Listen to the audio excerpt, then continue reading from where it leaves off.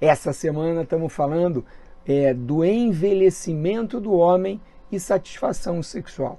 Será que a gente está nessa sociedade tão competitiva e tão focada na cultura da beleza e na juventude eterna? Será que a gente está preparado para envelhecer do ponto de vista sexual?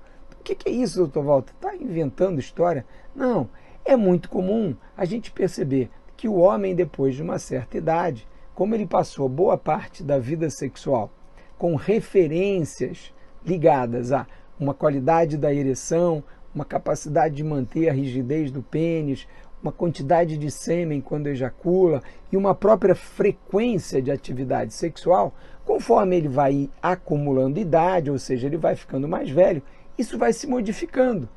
Então, qual é o impacto disso na saúde sexual do homem? Percebeu qual é o ponto aí que a gente quer discutir?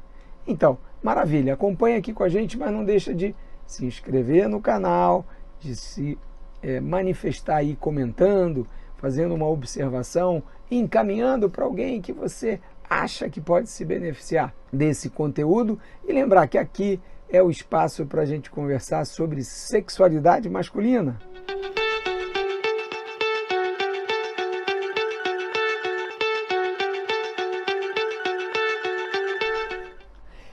Bem, no vídeo anterior já falei um pouquinho sobre as mudanças que vão acontecendo fisicamente no homem e como é diferente quando a gente olha especificamente para as alterações nos diferentes aspectos do ciclo sexual. Então, o homem pode até ficar de cabelo branco, perder cabelo, ficar mais careca e ele enfrenta isso de uma certa forma, mas quando a questão é a ereção, que já não é mais a mesma, isso geralmente leva a uma preocupação muito grande e geralmente faz o homem buscar soluções rápidas. Hoje, a sociedade quer tudo muito rápido, na velocidade da internet. E aqui, nesses aspectos da sexualidade, às vezes o importante é pisar no freio e não no acelerador. Principalmente quando a gente está conversando sobre envelhecimento. Então vejam, o aspecto que eu quero abordar hoje é sobre libido. Então, uma maneira do homem chegar ao consultório e falar eu estou com a libido fraca, ou a minha libido caiu, ou não sou mais o mesmo, é quando ele compara a frequência da atividade sexual há alguns anos atrás com a frequência atual. Então, essa ideia de que se você está transando menos ou se você está se masturbando menos, isso necessariamente significa um problema e algo ligado à libido, isso não é real, não é uma verdade absoluta.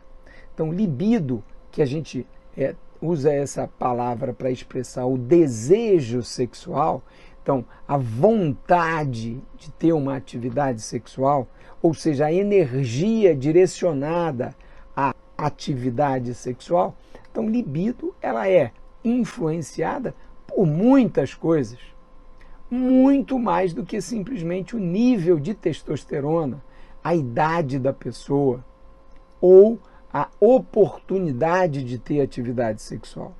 Então a libido tem múltiplos fatores que podem influenciá-la, podem reduzi-la ou podem aumentar a libido.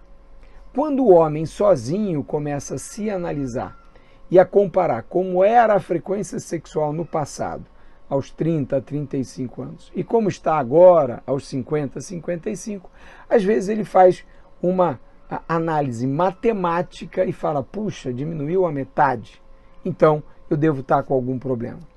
Infelizmente, isso é mais comum do que a gente imagina.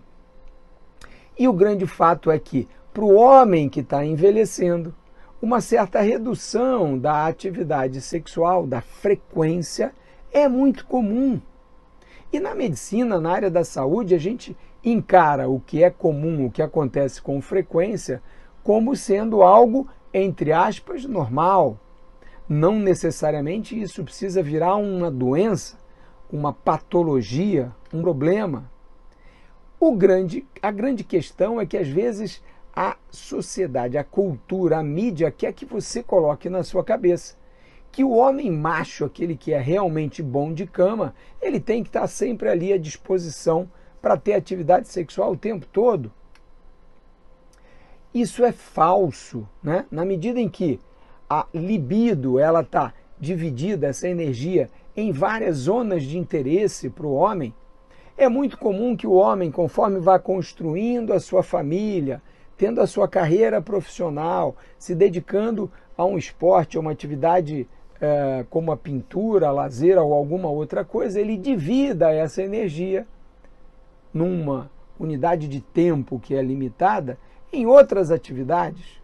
Então, muito comum que o homem que tinha uma frequência alta de atividade sexual, seja masturbação ou relação, conforme ele vivencia um relacionamento mais duradouro, ou seja, ele casou e está há 20 anos casado, antes ele transava 3, 4 vezes por semana, agora ele está transando uma vez por semana.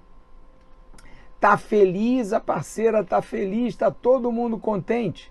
Tem algum problema nessa redução da frequência sexual? É claro que não. Ele está demorando um pouquinho mais para conseguir a ereção, ele precisa de mais estímulo. Absolutamente normal. Quer dizer então que o senhor não faz nada nesses casos, doutor Walter?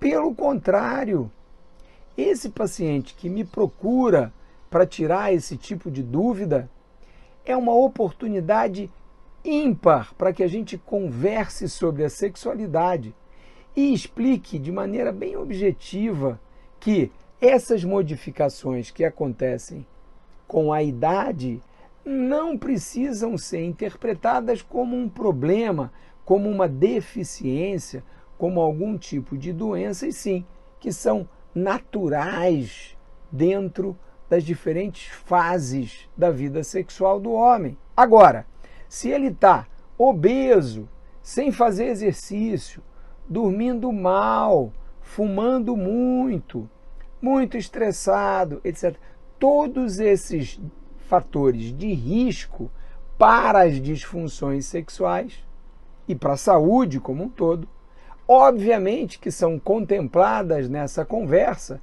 para que ele perceba que o fato dele estar envelhecendo não significa que ele tem que ficar passivo e se conformar com as mudanças que acontecem naturalmente. Ora, todo mundo sabe que o idoso vai perdendo massa muscular, massa magra, e ganhando gordura. Isso faz parte do processo de envelhecimento. E o que freia esse processo? O que retarda essas alterações do envelhecimento? A atividade física regular. Então, se o homem está preocupado com a virilidade, se sentir bem, em estar se sentindo desejado, ele tem que ir para a praia fazer exercício no calçadão e não para a farmácia comprar vitamina, tadalafila, sildenafila e etc. Percebem a diferença na abordagem e na orientação? Então, quem está preocupado porque a frequência sexual diminuiu, precisa perceber como é que está o contexto dessa situação. Se você tem em torno de 50, 60 anos e está tendo uma boa relação por semana, é para ter um sorriso de orelha a orelha. Doutor Walter, mas eu queria transar como eu transava há 10 anos atrás, que era 3, 4 vezes por semana. Ora, aí você está com uma expectativa falsa. Será que a sua parceria, a pessoa que está com você, quer a mesma coisa? Doutor Walter, estou casado com uma mulher que é 25 anos mais nova do que eu. E aí, você que se colocou nessa situação de conflito. Que tipo de conflito? Ora, o conflito entre a parte física e a parte emocional. Se a sua parceria tem 25 anos a menos, ela sabe dessa diferença e vai gostar de você sendo a mesma pessoa que quando ela conheceu. A diferença de idade vai mostrando as características físicas distintas conforme os dois vão envelhecendo gradativamente. Então, essa é uma situação que merece uma reflexão. Mas, usualmente, pessoas de faixa etária semelhante vão envelhecendo juntos. Então, o homem tem uma queda gradual nos seus níveis de testosterona, e isso é fisiológico, e a mulher tem a chamada menopausa, que é quando há uma queda abrupta nos níveis dos hormônios esteroides sexuais, e que isso precisa ser avaliado pelo profissional de saúde. Por quê? Para algumas mulheres está indicada a reposição hormonal, ou seja, instituir níveis hormonais mais adequados para ela viver com mais qualidade, e outras mulheres não podem fazer isso. Então, a orientação do profissional de saúde é muito importante para que a gente consiga vivenciar com satisfação as diferentes fases da vida sexual, sem transformar cada modificação em um problema que a indústria farmacêutica vem e oferece a solução mágica ideal. Seja num comprimido, numa cápsula, numa injeção, num pellet, num implante e em qualquer outra dessas coisas que têm sido comercializadas a rodo. Então, vamos refletir um pouquinho. Quem se interessou pelo tema, no meu site tem um e-book sobre vida sexual depois dos 45 anos de idade, um e-book direcionado para a saúde sexual masculina. Esse é o nosso foco aqui no canal e eu conto aí com a sua inscrição, com o seu like, com você compartilhando e sugerindo aí um novo tema para a gente abordar nas semanas seguintes.